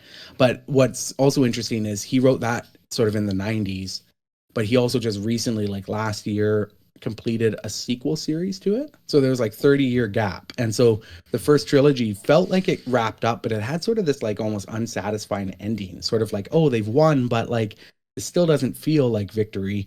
And then readers had to sit with that for like 30 years. And then he wrote a sequel that was like a generational gap later, dealing with the fallout of the victory of the first trilogy and what that meant for the people and the survivors who, like, life wasn't necessarily better, or the victory, you know, by the human kingdom didn't necessarily do anything to help, you know, marginalized groups and stuff. And so the way he sort of recontextualized everything in the first trilogy was really great, and something that I take a lot from, like, as a fiction writer. I also like harken back to a lot of like the 80s fantasy. Terry Brooks has always been really important to me. Um, Mostly because he kind of introduced me to fantasy. I've met him a few times. He's always been very kind and generous to me. And so his Shannara series, you know, it has ups and downs, but for the most part, it's always kind of made me happy when a new one comes out. Um, yeah, and I have a million different. Guy Gavriel Kay is another one that I really like. Elizabeth Bear, N.K. Jemisin's always, like, anything Nora writes is fabulous as well. And so yeah, there's a million. Kate Elliott, it's so good. Like, she's fabulous. So, you know, like, yeah, there's so many. It's you know, taking a little bit from everybody, I think, along the way. Robin Hobb, I've brought up multiple times on this episode already. There's like those rainy day authors that I keep, and, you know, and I haven't read all their books because it's like Dark Souls was like kind of like a rainy day game for me, that I was like waiting for the right time to play it. Authors like Robin Hobb or Guy Gavriel Kay, like, I wait until I need something that I know is going to be outstanding, and then I kind of reach for them. That's really cool. I love hearing about different authors because there's some in there that I have not heard about. I mean, I've heard their names, but I haven't read their stuff yet. So Yeah. I'll definitely have to check some of them out. Because for me, I personally, I've published in a few anthologies over the course of like Nice. a few, like, oh God, 2018, 2019. Yeah. And for me, horror is my bread and Yeah. butter. It's my favorite Yeah. thing to read. So Stephen King, Anne Rice, Mary Higgins Clark. Just, I absolutely love some of those authors so much. Like the way Anne Rice writes, I'm actually currently in the process of reading her book Prince Lestat, and it is so well done, so morbidly beautiful. The way she's so descriptive with certain scenes, and like, I don't know, the way that it feels is textures within the book itself. But especially like with oh gosh, I know her first name is Rebecca, the one who wrote Fourth Wing and everything. Yes. Yes, thank you so much. The way that she writes characters and the way that she writes her dragons, I have not seen someone approach in such kind of like a fun, charismatic way before. So I really appreciate her writing style. Another one who I absolutely love, I'm forgetting his name off the top of my head right now, but he writes Empire of the Damned and Empire of the Vampire. Very good books. Would highly recommend them to people. His name is spacing right now for some reason, but he's coming out with the final. Jay Kristoff, thank you. Yeah, he's coming out with the final in the trilogy in November, so I'm very excited to get into that book. Yeah. So, if you like dragons, Robin Hobb is one I can recommend. Her she kind of has a series that's set all in the same world, and like sort of like a bunch of mini series that overlap and interact with various different characters and plots and stuff, but you can kind of like pick and choose where you want to start. And she has my favorite dragons, because there's this level of sort of like just this depth to them that makes them more complicated than, you know, like, than I think a lot of people kind of give credit for. And so, without too many spoilers, like the Rainwild series that I'm reading right now is sort of like dragons are reintroduced into the world. And the idea is like, what would happen to a human society if a new race of like intelligent creatures was introduced? You know, like, we weren't all of a sudden top of the food chain. It's really good. So I would recommend starting at the beginning for anyone who's really invested with Assassin's Apprentice. Doesn't have a lot of dragons at first, but it sort of amps up towards this like reemergence of these dragons, and that becomes a central part of the whole series. It's very good. I love that slow burn that authors do. It's just that's so good. She's a slow burn. It doesn't work for everybody, but it's like, if you commit to it, it's just fabulous stuff. That's the same way that the Alien movie franchise did it, because it was a slow burn at first, and then you saw the aliens, you saw the character progression with so many. Oh my god, it was so good. So good. But I do have to ask, whenever it comes to Souls games in comparison to the, you know, being a writer, is there certain things that you look within, and this could be for any game, quite frankly, are there certain things that you look for in certain games when it comes to the writing style and how they're approached? Yeah, that's a good question. Um, I think like what I really like about Souls is how much trust it puts in the player. Um, there's so much environmental storytelling. There's very little narrative in Souls, like like in your face narrative of somebody telling you what's going on. The way that it lets a player sort of engage with the story and the narrative at a level they're interested in doing. Like some people can just ignore it all. Some people can deep dive. Um, read all the item descriptions. And so it's sort of accessible in that way. Is really good. I was just kind of ranting and raving about Final Fantasy 10 on Blue Sky because I'm not a big fan of its intro. And I think it does a lot of things poorly that like something like Dark Souls does really well, or even Clair Obscur recently did really well, which is like just trust the reader. Don't confuse them. You don't need to put like all of these carrots at the beginning of your game. Um, because you can trust your reader to become more, or your player to become more invested in the world than that. And I think Final Fantasy X is like it opens and like you're a superstar and then you're running through this world and then there's like a samurai guy and then town's getting like absorbed and like it just like goes over the top and hits you with like so many questions over and over and over, and that to me is an uninteresting way to build mystery, right? Because there's no emotional stakes necessarily for the player because I don't care about that world yet. I don't care about these characters yet. So I don't really care what happens to them. Make me care about the world, and Dark Souls does that really well because the world seems very hostile, right? But you're in a cage, you're in a dungeon cell, and you get let out of the dungeon cell by a stranger who knows who it is. My theory is that it's like a time loop and that like that's you letting yourself out of the cage. I don't know if that's like I don't know if there's an actual answer there, but in any case, you get let out and you're on this island and there's a lot of like unanswered questions, but it allows you sort of like to pace yourself through the world and understand what this world is and know that like you have one goal right from the beginning, which is escape. Like if you start in a prison cell, your goal is to escape, right? And then you do escape the undead sanctuary. Is that what it's called? The undead asylum. Can't remember what it's called. And then things ramp up because you meet somebody else and they sort of like have, a few things to say and you start exploring and you as the character are creating, the stakes as you go along. And I think that's something that video can do uniquely well. So like how do you translate that into fiction writing? That's like something I'm still trying to figure out. But because I it's funny because in books I don't mind trope, like you were talking about like fourth wing and tropes and stuff. Like a lot of the time I like tropes because they're familiar. But my favorite books take those tropes and then surprise you with them, and that's where I'm talking about like Tad Williams taking a really familiar idea of like a kitchen boy who goes on an adventure, but over the course of the adventure everything you kind of thought you knew about the world then gets deconstructed, right?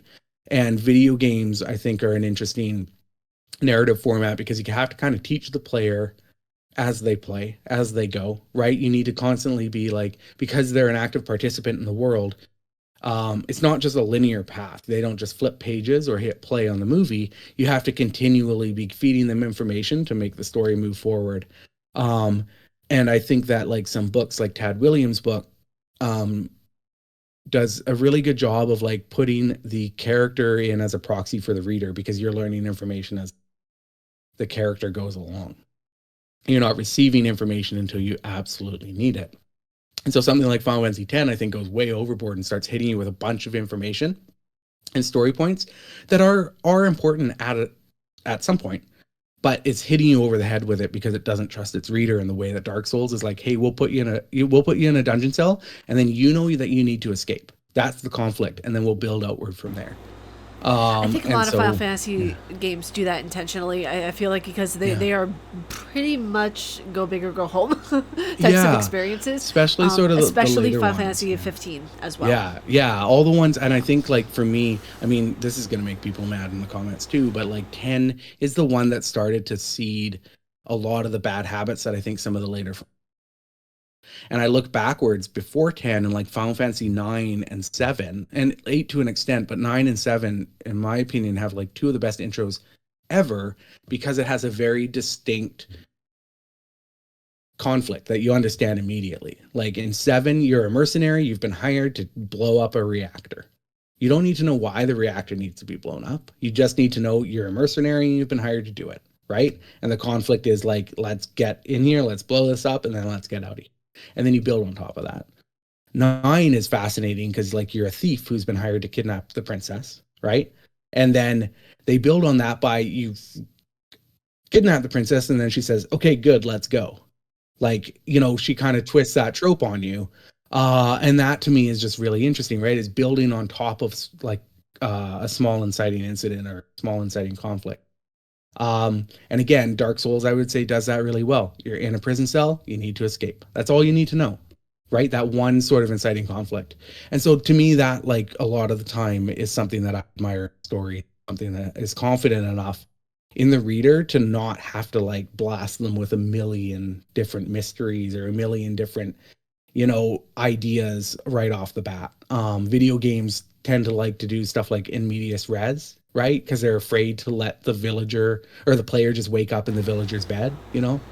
Yeah. Um, Well, Dragon Age Inquisition did a beautiful yeah, job at yeah, doing that because yeah, I feel like with Inquisition, what they did was they made the Inquisitor actually want to know what's going on. They yeah, made it yes, inquisitive, you know? yeah, They yeah, made this person just in the middle of nowhere. You're fighting something. Okay, yeah, we're fighting this because we need to close something. What are we doing exactly? yeah, And yeah, then you run into all of these different characters. yeah, Solus, by the way, guiding the entire experience. I don't care what yeah, anyone says. And you see all of these different characters brought to life in such a way that I don't really see the complexities of that in many games. I haven't played yeah. Clair Obscur yet, so Yeah. maybe I'll see that And in that that's game. exactly the game I was going to talk about. I think that like it Okay. excels because the story is driven by this overall societal conflict, right? People dying at a certain age. But then each of the individual characters in the game has their own kind of driving force for why they're pushing forward, why they've put their life on the line, and it does so well to like scale conflict from that huge like can we save everybody to like I have this one specific purpose that I'm trying to fix for myself. Some of that's like conflict. Some of that is like, you know, trying to prove yourself. Some of that is anger. Some of that is just curiosity. And that's a game to me that trusts its players because it doesn't explain what a gomage is. It's okay to have like this big mystery of like, hey, everybody's dying and you're going to find out without having to put in a bunch of like clumsy foreshadowing. You know, it's okay to like trust that the player will find out the answers to these things in 30 hours and that they'll still be here because you're going to fill a compelling world with compelling characters with their own compelling conflict that feed into that larger one. That's And also Claire something Obscur does that that really well. Yeah, and that's also something that Kojima does brilliantly. Because I played Death Stranding too. I just Yeah. finished it actually. What was it, a week or so ago, and it was one of those games of where there were cliffhangers and there were things in that game that I did not even see coming. And I feel Yeah. like while he is being silly, he is also existing in the reality of being like morbid, talking about death, understanding this kind of memento mori concept. And I feel like he is probably one of the only game creators, I would say, that deals with the topic of memento mori Yeah. excellently, Yeah. because you see him talking about the concept of life and what it means to actually exist and the philosophy behind it, where a lot of games try to tackle it in either a funny way or they try to deal with it in like the completely opposite. Like it's completely desperate, it's depressing, it's Yeah. very like just oh my god, what are we going to do with everything? There's no in between. Kojima is kind of like the Stephen King of the gaming industry, right? He deals with the in between parts very, very well of what it is just to exist and be human. Yeah. It's interesting you bring up Stephen King because Yeah. like I do agree that like Kojima explores themes that I don't see really explored and taken seriously elsewhere in gaming. But I was just on another podcast talking about how like I adored Metal Gear Solid and Metal Gear Solid 2 when they came out. I love like Metal Gear Solid 3 is one of the best games of all time, but I've fallen off Kojima games because I kind of wish he would take it more seriously and frame these things a little more seriously without the humor. And like one of the comments I had was that I think that there are people who become so successful that they're then uneditable. Like they just don't have like, there's nobody to say no to them anymore. And I think Stephen King's another one of those, where he would benefit from maybe having somebody who would say no to him every once in a while. And for me, Kojima, I think if he could refine some of those ideas a little bit more and like not weigh them down with some of the like really weird stuff that I personally find a little off-putting. And again, like, you know, it's what works for me. It doesn't mean it doesn't work for other people. But those two, to me, are two people who like I feel like are brilliant and so talented and do something nobody else does. But I do wish there was somebody there that would go like, do you really need to do this part of the game? Like, yeah, you know, we need to talk about this for a second because I feel like it's a very important thing to bring up. I just want to clarify for people who are listening, we actually genuinely think these people are very talented. They're good at what they do. They've obviously like made a name for themselves for a reason, but I feel like, I don't know about you, but when I'm reading recent books from Stephen King now, it's not as powerful as like Salem's Lot or Pet Sematary or any of the older books. I feel like there's a certain place of where Stephen King just became comfortable in the writing that he was doing, and he does it quick. That's what he's known for, is like pumping out books incredibly quickly. He stopped doing massive amounts of cocaine is what happened. Oh Lord! Like, and he'll be the first one to say that. It's like, I wrote all these books for a reason, you guys. Exactly. But when it comes to go ahead. I'm so sorry. Oh, I was just gonna say, and like I think that's a really good point because I would consider myself a Stephen King fan. I think he's fabulous. Same with Kojima. I think, and now I've lost my train of thought. Biscuits. But I also think like it's important to recognize for me that like a lot of the reason that I loved Metal Gear Solid 1, 2, and 3 is also the place I was in my life. I was younger. I was, you know, surprised by some of those ideas and themes because I hadn't encountered them before. And so, you know, several games later in Kojima's, you know, like career, I've seen him talk about a lot of these things, right? So it's not surprising me, and I'm not as and so there is also that individual component, right? Like there's nothing like discovering Stephen King when you're 17 years old or whatever, and he blows your mind, right? I discovered him through Dark Tower and Gunslinger when I was like probably like 21 or whatever. And like, you know, there's nothing that can compare to that. And, you know, reading him at 41 without that element of being like, holy crap, like who is this guy? Like this stuff is amazing. I think it's hard to recapture that feeling. Like I saw the recent Jurassic World movie with my kid who's 10. I saw the original Jurassic Park when I was 10 or 9. It's like one of my favorite movies of all time. So I took her to see it. She loves the movies and stuff. This was the first one we got to see in theaters together. And I really liked it. There were some dumb things I didn't like. But for the most part, I felt like it was pretty good. It's not Steven Spielberg, right? It's not one of the greatest movies of all time. That's, you know, like even aside from that, what I realized is like, you know, Jurassic World's not bad. You're just not 10 anymore. And you cannot recreate that feeling of discovering something magical when you're 10. We're all just more critical. We have more of our own biases that are coloring our experiences with these things, right? And so different worldviews, different opinions, the way we were raised, all of it goes into it. And that's the thing of where the first book I read of Stephen King was Pet Sematary at 16. Yeah. Like that's a hell of a book for a 16. Right? Like how do you match that experience? It's like it's impossible. Like it's even impossible. with Interview with a Vampire, when I was 13 years old, reading that under like the cover of like what, as a kid, having your imagination go wild, and now it's like reading that book again, because sometimes I'll reread books when I get older to see like, my opinions of it still stay the same, because there are so many authors that will stay kind of stagnant in what their writing style is. Stephen King changed his writing style over the past 10 years, but he stayed in that comfort zone, and I feel like Kojima right now with his writing style and how he approaches games. Keep in mind, I've never played any Metal Gear Solid games Oh, before. interesting. Yeah. I'm going from the perception of playing Silent Hill, and I see the similarities in how he approached Silent Hill in the very first games. Yeah. To you see glimpses of PT sneak up every Oh, once in a interesting. while Yeah. in Death Stranding. There's spoiler warning for people who have not gotten to this part of the game, but there's nightmare sequences that you can obtain within Death Stranding 2. And I just got one last night of where you can talk to Doll Man, he tells you a scary story, and you see the sink area with a little rubber ducky inside of it, and I'm like, oh my god, it's like the crying baby in the sink from PT. Like it is the way that he connects so many different things together is genius. But I do agree with you on the fact of where I wish that he would just sit in the discomfort a little bit when it comes to certain topics, because when have you played fully Death Stranding? I don't want to No, I haven't, but I'm fine. I'm not very spoiler sensitive. So it's all good. Yeah. Okay, I just always like to make sure. Yeah, But there's certain points of the game where you just have these moments of pure comedy, and it takes the brain so much by like just off guard entirely of where I'm like, was that meant to happen?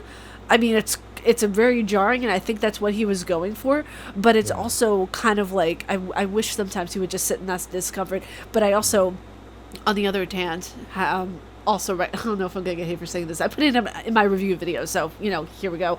But I put a recommendation that he would have a trigger warning because there is infanticide at the beginning of chapter 2.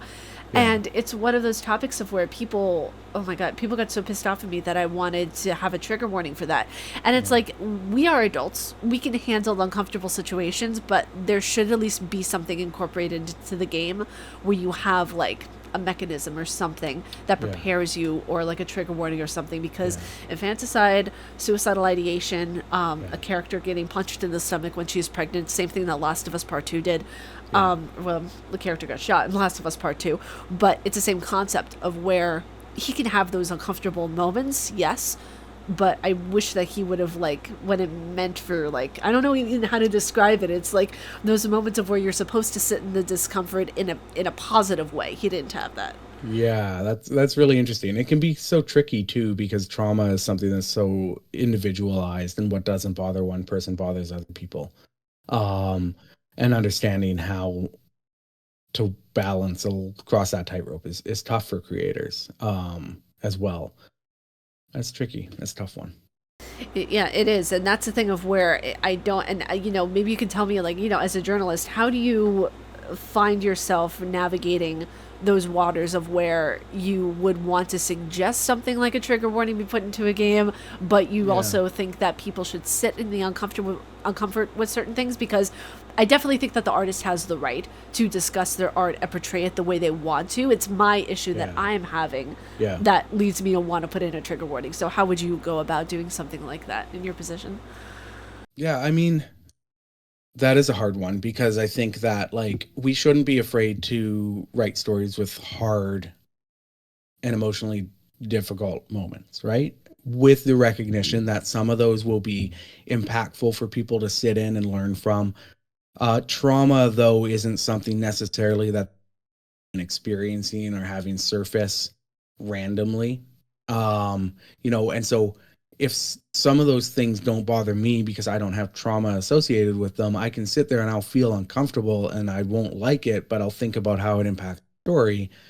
Somebody who, in these instances, maybe has lost a baby, has miscarried, and needs that trigger warning, though, sitting in that or experiencing that or having that surfaced while playing a video game that they were, hoping to enjoy or presumably they enjoy spending time with video games, that's something that's not going to be resolved for them or improved for them in that space. And that's where things get really tricky. That's something for therapy. That's something for, long-term from.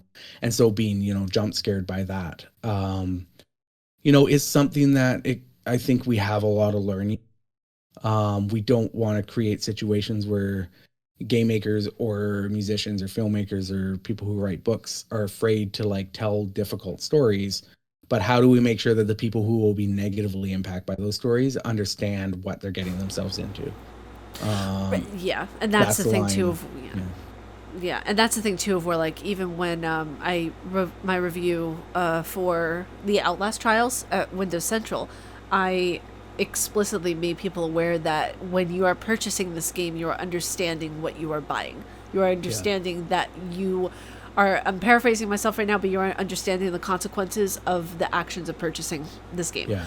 Yeah. And it's so I've been doing this for like not journalism for 9 years, but I've been doing Yeah. content creation for 9 years, journalism for about I would say almost three now, and it's Yeah. such a scary water to kind of traverse in a way because Yeah. you don't want to upset people, but you Yeah. also want to be able to have people understand that look, this Yeah. is a human being. This is Yeah. someone who has thoughts, loves, hates. Like they have, thoughts and processes as deep as the ocean Yeah. sometimes, Yeah. and we don't ever want to upset people, but also creatives know that they have a story to tell and they Yeah. don't want it to be kind of corrupted by what ifs and if I had done this and what happens if I don't say this, Yeah. So there Yeah. And if they is don't very go as much two far as they sides. want to, or they Yeah. they can't execute on something that they want to explore, and maybe it's something that comes from their own life, right? Like there can be kind of cheap exploitation of, stuff that might need a trigger warning, but if it is something that's sort of essential, it's important that that can be explored too. And I also like, I don't know, sitting through a couple trigger warnings has no negative impact on me. I don't care. Even if those things don't impact me or present any trauma to me, like it's like 6 seconds of my life. I don't like, I'd rather the people that see those need those because they can create actual harm for those people. Whereas like sitting through and reading trigger warning, something that has any impact on me. And so we also need to recognize like the scale at which people, you know, it's the scale of discomfort, being annoyed because there's trigger warnings about something that doesn't bother you. Like that's not really a discomfort that really needs to have impact on the way we produce creative content, creative works of art. Making sure that people aren't going to be hurt by our art like unintentionally, like that's something that I think we need to be more careful about because this distribution as well of art has become so kind of ubiquitous with digital distribution. No longer are you like, getting it, having a friend hand it to you or whatever and saying, oh, like, I think you'd like this, but just so you know, this happens at the beginning. Like that was a thing that used to happen, right? Um, and I don't know the answer. I don't know how to do it, for people, but I do think it's important to make sure that we recognize that there's that scale of discomfort, and for some people it can be really harmful to come across scenes or themes or ideas that have damaging associations for them. And that's a very good point to bring up. I mean, this definitely was a conversation that came across with I don't know if you've played it or if you've seen like the advertising for it for Martha is Dead. No. So this was an Italian game that came out well, I want to say at least 5-6 years ago, and it's one of my hardline games of where like I will not play this no matter what anyone asks me to do, no matter what kind of money gets thrown in my face, never gonna play that. It's one of those games of where, in my opinion, it is more just for shock value and edgy for edgy's sake. Right. Yeah. Trigger warning right now, just discussion of graphic content for those of you who are watching right now. There is a point in the game, I believe it was explained to me that it was a dream sequence of where you are the serial killer and you are taking the victim's face off. Yeah. That to me is not okay.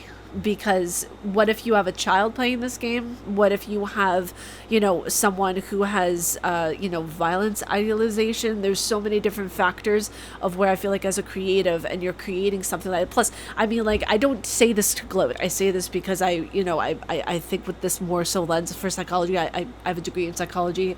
I plan on practicing it at some point. There are certain things that are just, for me personally, not okay because you're sending the wrong example and you're taking the creative license a little bit too far, in my opinion. Yeah. If it were just a dream sequence that you could not partake in, then that's another thing because you're kind of using it as a story device instead of actually making the player cut the face and take the skin. It's like, no, that to me is like, no. Yeah. Yeah. And like every other medium has ways for people to skip through that. Like I watch my kids and they were watching TV shows, and they liked the show Reset, which is from like a million years ago. But they were watching it. It was on Disney. It was about kids at school. But then there was like a Halloween episode. And it was a little scary, right? And so there was a ghost, and they just fast forwarded through the scary. Right? If you're reading a book and you come across a scene like you're describing in the game, you can just skip past that, right? Video games don't have that mechanism.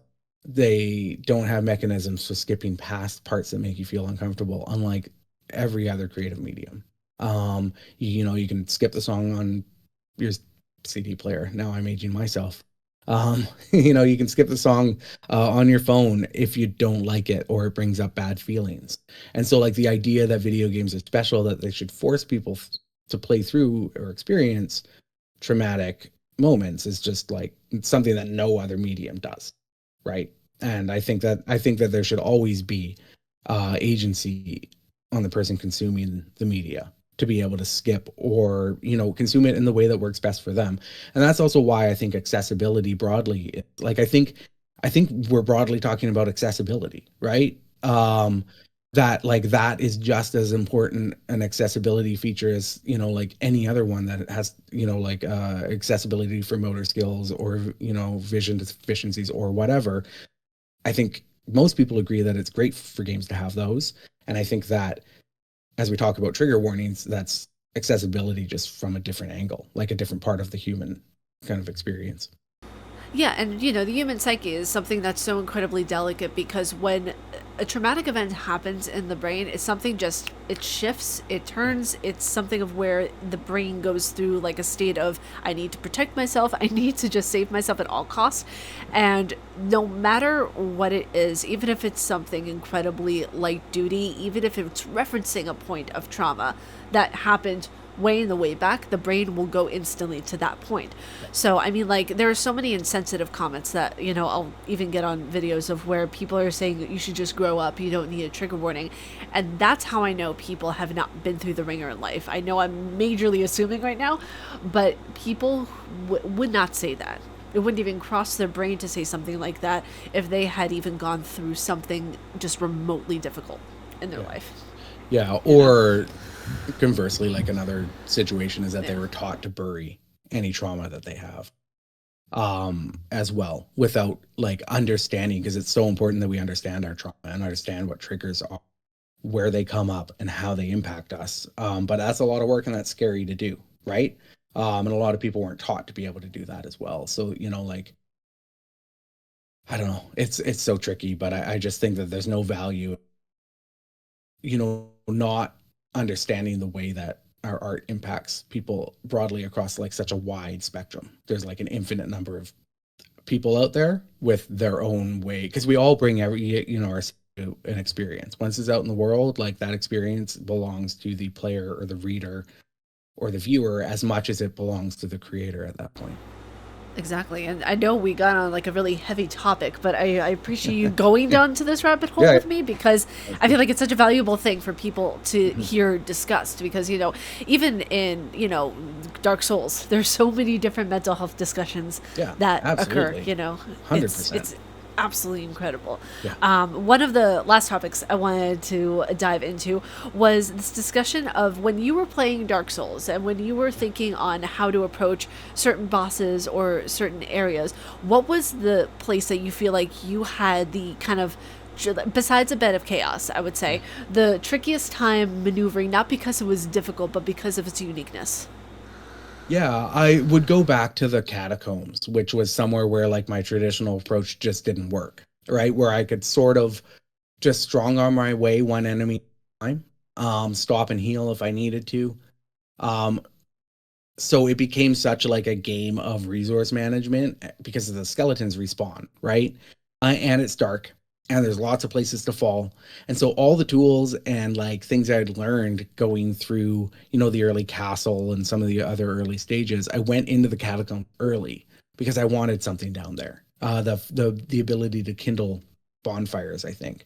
So I wanted to beat the boss down there to be able to kindle bonfires. So I went in there relatively early, and I could take down the skeletons, but if I wasn't fast enough to find the necromancer, then they'd swarm me and I'd die. And so I had to rethink how I approached each section And like changed a bit of my loadout as well to make sure that I was able to survive down there until I got deep enough that I could take out the necromancers. And then you sort of like, you sort of feel that progression as you can get deeper and deeper and deeper into the catacombs. And I can't say I had fun doing it, but it did make me think in the same way that, like, you brought up Beta Chaos, like the usual ways that I approached any of the difficulty in Dark Souls just did not work in the catacomb. Now I know that I should probably have had like a fine weapon or whatever, and that might have made my trip down there as a two-handed strength guy a little easier, because I like my only option was to run into the fray. I didn't have any way. I guess I had a bow. I could have drawn people out, like skeletons out that way, but you had to be moving towards the necromancer. So yeah, I would say Catacombs was the one that really made me like think hard about how to approach it outside of my usual methods of just tanking stuff. It's so cool to be able to have, this conversation, especially with someone who is going into the, Dark Souls 1 for the first time. Again, I have to say thank you so much for joining me on this podcast. It was so much fun. Yeah. Thank you for having me. Like, it's great to talk about a game experience at this depth, especially after you've had it. It can take a while to really like understand how I feel about a game, but getting to talk about it like at length is the best way to do that. So good. The exact opposite of Dark Souls. I'm playing. Again, I have a Switch too, so of course I have to play Final Fantasy X Remaster. I'm just playing a bunch of like remastered, like mid-aughts games, I guess. But yeah, Final Fantasy X Remaster for some reason. I don't know. That's amazing, though. I would have to say my game that I'm playing right now, currently, I'm playing BioShock for the first time. Oh, nice. So, interesting. Okay. I don't know what to think so far. I'm in like the very beginning. It's interesting. It's very slow. I'm going to say at first it's very slow. Yeah. But it's good so far. I'm liking kind of the horror elements that they're bringing into it. I'm not sure how I'm feeling about how the controls are, but that's another thing I'll tackle later on.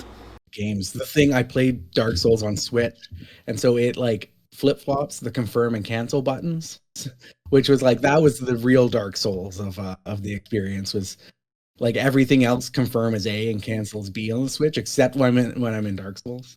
So yeah, going back to those older games, it can be a little like hard to adjust to controls. See, and stuff. It's that and gravity, two biggest enemies. Yes, 100%. 100%. It definitely is like interesting so far. I'm too early in it to give it a yay or a nay thus far, but yeah, it's this one, and then I have my comfort game, which is obviously Cozy Grove. I would highly recommend that for just anyone. Yeah. It's really good. It's all about literally saving bears in a forest of just ghosts. Like, I love it so much. But yeah, there's it's very, very good. The people who made it are absolutely just wonderful folks too. One game I would highly recommend for people if you have not checked it out is what was it? Not Dark Souls 2. What was it? Lies of P, the Overture, the DLC. Fantastic so far. Absolutely fantastic. Too. Yeah. Yeah. Yeah. So if there is any boss, by the way, I totally forgot to ask this of you before, and I'm so happy I remembered right now. Yeah. If there is any boss that you would recommend people to get into Dark Souls 1 just purely because of that boss, what is it and why? Artorias. I got to go with Artorias. It's the best boss battle in the game. Maybe one of the best in the series, like at least one of my favorite. It's just great. The character's fabulous. The design of the character is fabulous. It's like fast and aggressive, but not too much so. Like, you still feel like you kind of have a chance, unlike some of the like Elden Ring bosses. And then the story behind it is just so good. It's just everything that, and then you go back to Sif, and like you fought Sif, and that's another fabulous battle. And then the connection between them, and then later on you find baby Sif and all that kind of stuff. It's just like that to me was like such a payoff for the whole Dark Souls experience. And everything that came after that was sort of like, okay, like, I've reached the peak of this game, and even like the Manus fight and Gwyn kind of felt like, secondary to that Artorias fight. So I saved baby Sif. A funny story. I saved baby Sif and wanted to summon baby Sif, right? Because he was cute, and he's got a sword, and so I went into the boss battle against Manus, and I ran around for like 2 minutes looking for the summon sign for Sif, and I could not find it anywhere. So I was finally like, okay, well, you know what? I'll just beat the boss battle.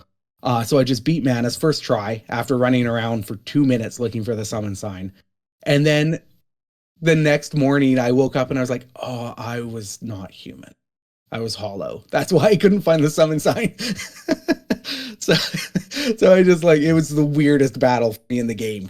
Literally 2 minutes. I just ran around like a figure eight dodging Manus. Like, and I was like, I went through like a bunch of flasks just trying to find the summon sign. And then I was like, I don't know. Beat the battle.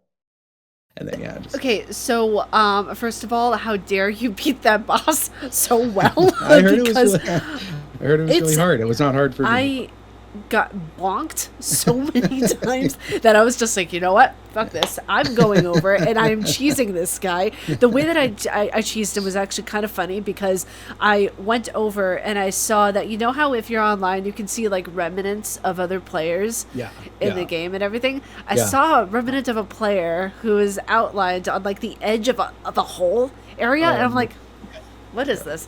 And I go over and it's shooting at the hole. If you look closely in the the side of the hole, you can see Manus's eyes. No.